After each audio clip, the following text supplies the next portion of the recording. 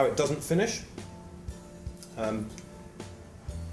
Great, we're compliant. Does that mean it's back to business as usual? Not really. The compliance is an ongoing process of assessment, remediation and reporting. The compliance is a snapshot in time, so when you've audited and you said, okay, we're compliant, I guess it's like an accounts payable process.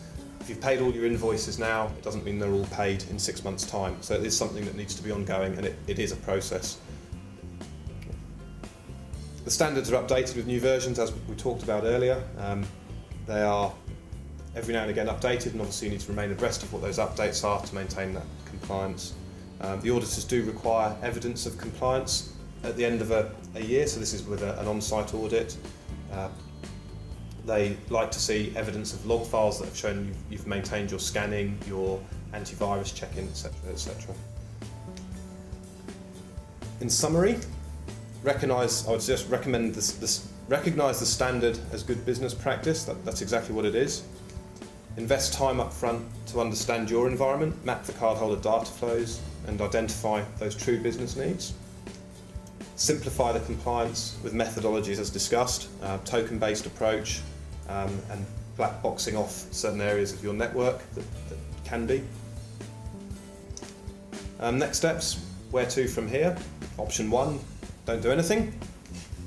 Option 2, do it yourself with the help of an experienced guide to take you through the process.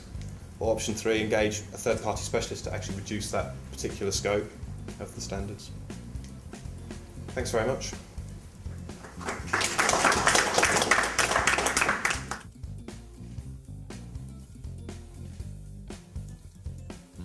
There are a lot of organisations that are still at that sort of initial phase that are just embarking on the journey. So if you're at that stage, don't feel as if you're the odd one out, because it's very consistent with sort of our view of the market here in Australia, particularly for level 4s, 3s and 2s.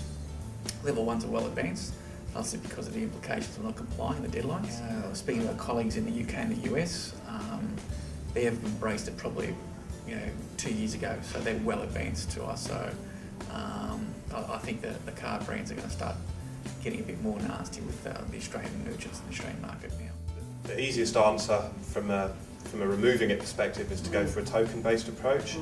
So when the credit card numbers come in, you can route them through an external system such as a third-party supplier as they come in, and then you are then along with a customer identifier. So you're then given that token and the customer identifier that belongs to. You store that in your system, so when you start to make recurring payments again coming, say, the following month, you provide that token and the response comes back. So you never actually even see the credit card number on your environment is the ideal way, but as I say, that's ideal. Often depends what your systems are you have in place and what demands they have in your specific environment.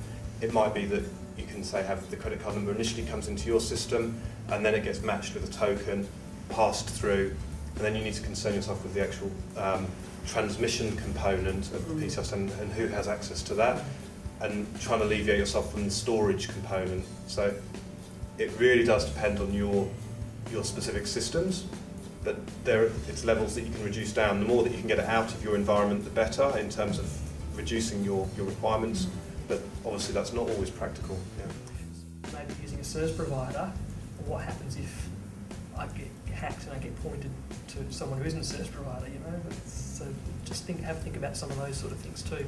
So there's a little bit, just when it comes down to it, it's never just an easy as like I'm just going to outsource it all. There's always a point of interaction with the customer.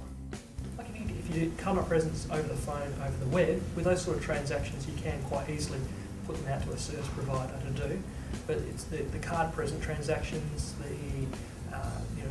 you've got a form with a card number written on it, you've got an EFT terminal connected to a phone line in your organisation. That's where it's a bit harder. You can't actually outsource the card present transactions because the card network is actually hitting you. You can't put it straight to a service provider.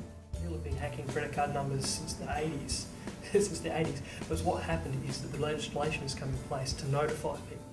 One of my colleagues, one of the partners who works with the NAB, he received a letter from the NAB saying that yours was one of the cards that got breached.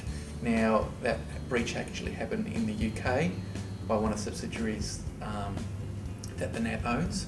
So the laws in the UK, there is a requirement. So he actually got the letter, but it came via sort of the UK indirectly. So I think it's just a matter of time before the government brings out that legislation here. Yeah, It'll be a requirement. And then obviously for you to comply, they're going to be referring to standards like PCI to say, okay, well, you know, for you to avoid these types of breaches, here is an industry standard that you need to be compliant with. And thank you very much for coming. I hope you enjoyed the session. Thank you.